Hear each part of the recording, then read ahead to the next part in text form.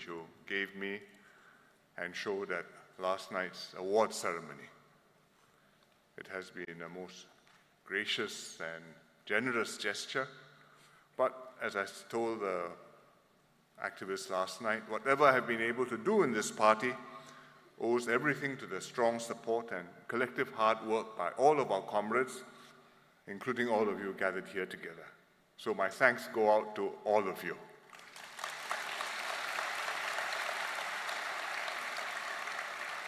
And I say thank you especially to all those who received awards at last night's ceremony, because the party recognizes and appreciates everything that you have done.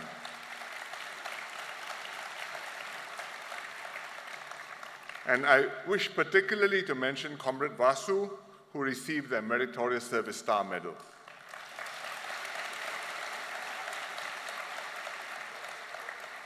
Vasu entered politics together with me. We were newbies contesting our first general election together in 1984.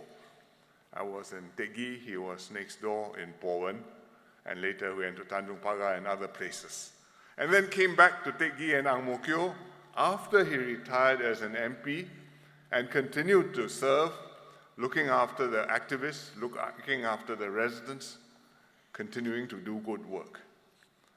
And that is the way we hope all our activists should be, and we hope we can all embrace this spirit of continuous service and dedication and commitment to the country. So to all our award winners, well deserved, and once again, congratulations.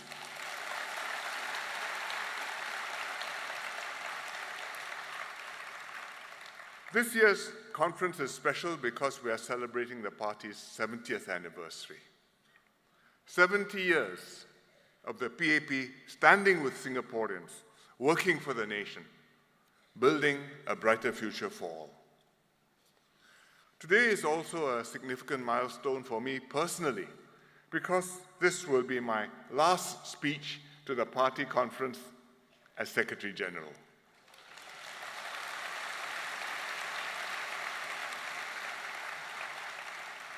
We have just done the voting for the next CEC, and the votes are now being counted.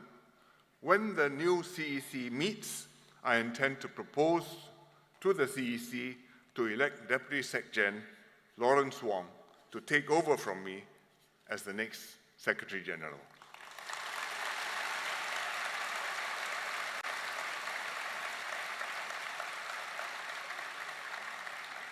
And this will complete the leadership transition from me to my successor. The process started quite some time ago. In 2022, the 4G ministers overwhelmingly endorsed Comrade Lawrence Wong as their choice to lead them. And shortly after that, I appointed him Deputy Prime Minister. Then, following the last party conference, Comrade Lawrence became the Deputy Secretary General and also started chairing the party exco. Since then, he has assumed more responsibility in running the party and preparing for the next general elections. And this year in May, he took over from me as Prime Minister, and that transition, I'm happy to say, has gone very smoothly.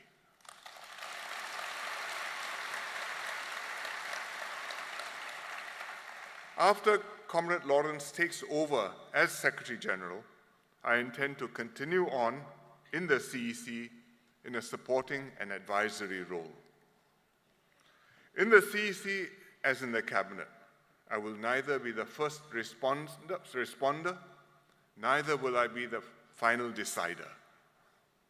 Instead, I'll do my best to support the new Secretary General, to offer him the benefit of my experience, to help him to strengthen the party and mobilize the support of Singaporeans to collectively tackle our problems and the challenges ahead of us. I will not make a long valedictory speech today. At last year's party convention, I spoke about the party's work and its role in nation building. This year, at the May Day rally, before handing over as PM, I set out what we had achieved together and what we need to focus on going ahead. Today, I only want to emphasize one key point, and that is the vital importance of good transition planning, succession planning, and leadership transition.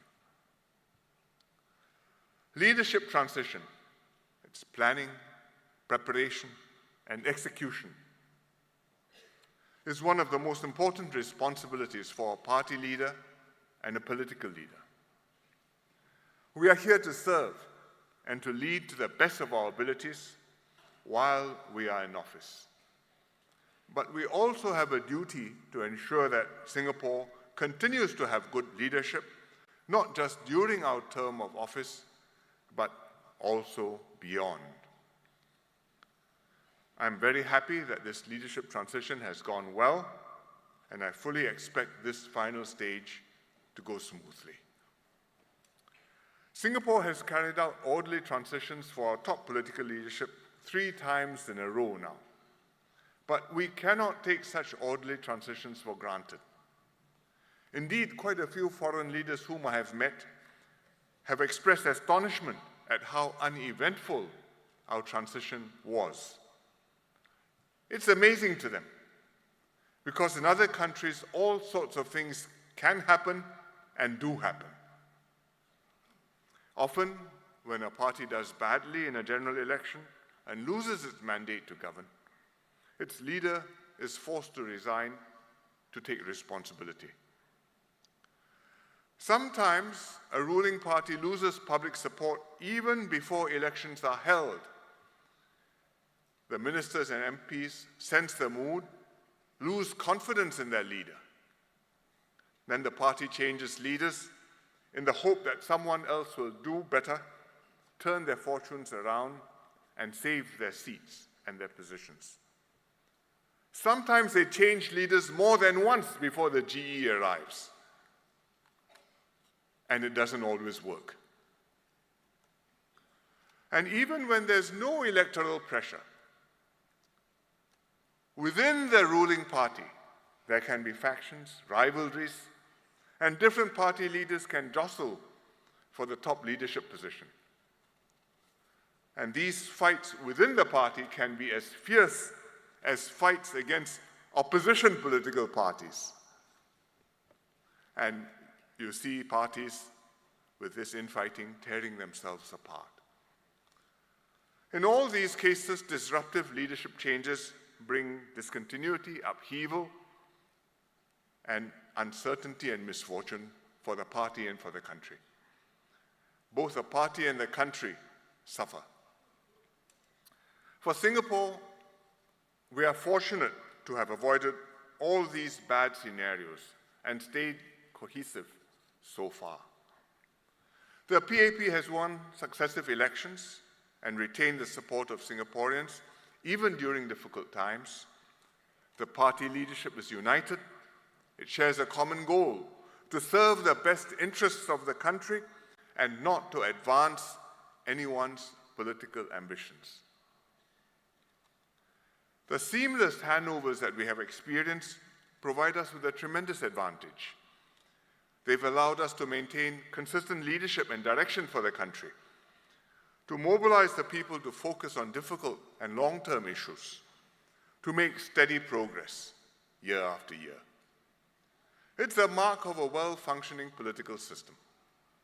And that's why we must do our best to keep our system stable and to elect good leaders always, who will selflessly prepare their successors and hand on their responsibility when the time comes. As Secretary General, Comrade Lawrence will have a full agenda. He'll have to build up the party, keep up activities on the ground and online, strengthen outreach to non-party groups, ramp up preparations for the next general election to be held by the end of next year.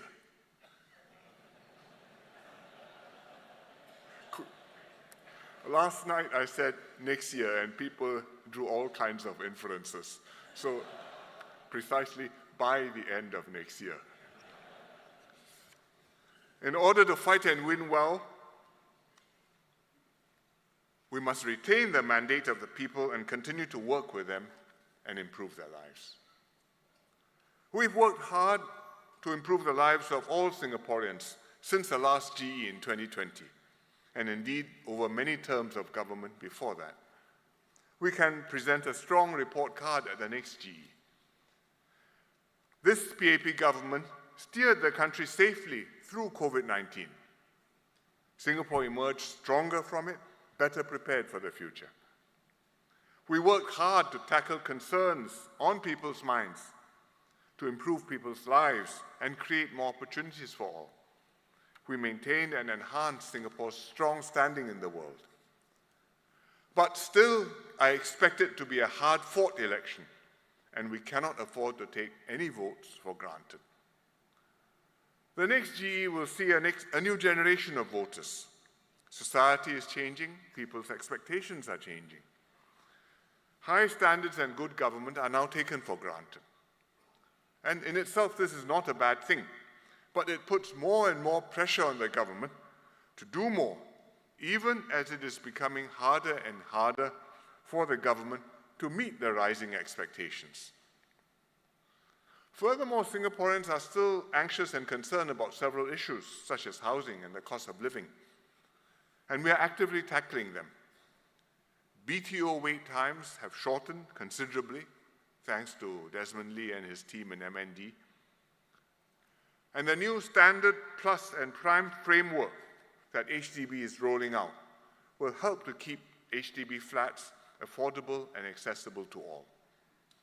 Inflation has eased, and we will continue to provide support to households, especially those in greater need.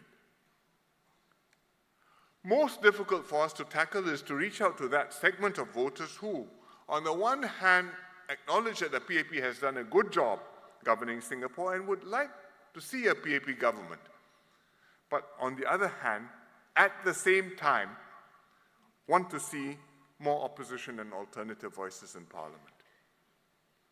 And we have to work very hard to make sure that voters understand that they cannot afford to treat this next general election as a by-election.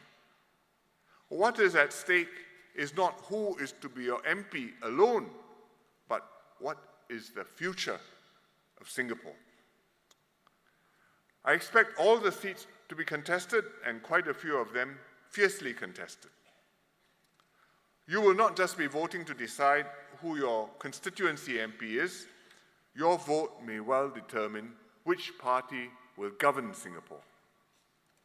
Therefore, the wisest and most responsible thing for Singaporeans to do is to vote according to your conscience for the party that you think will best secure your lives, your livelihoods, and your futures. The party you truly want to govern Singapore.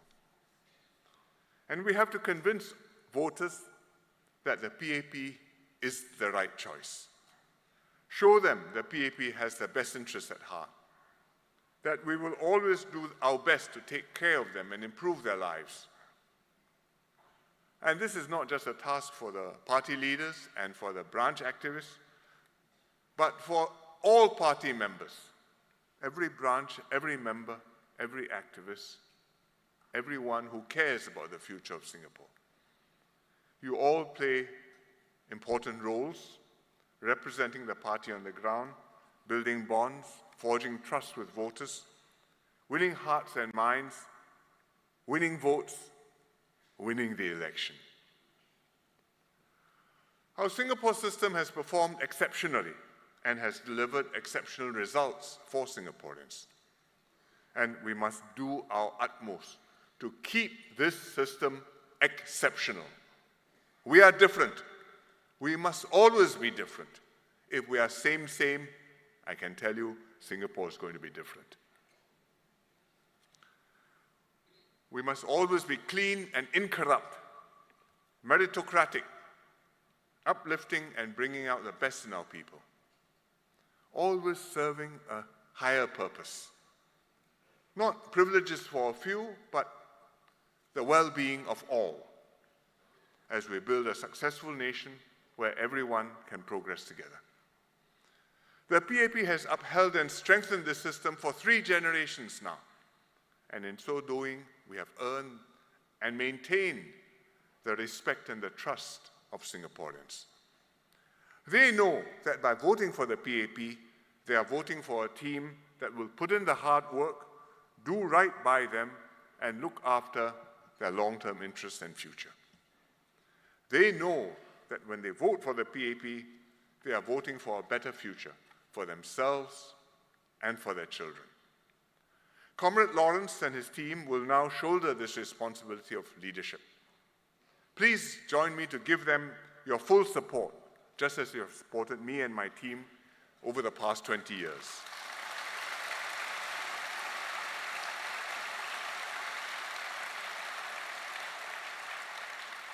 Keep our system going strong. Keep Singapore special, outstanding, for many years to come. Majulah PAP, Majulah Singapura. Thank you.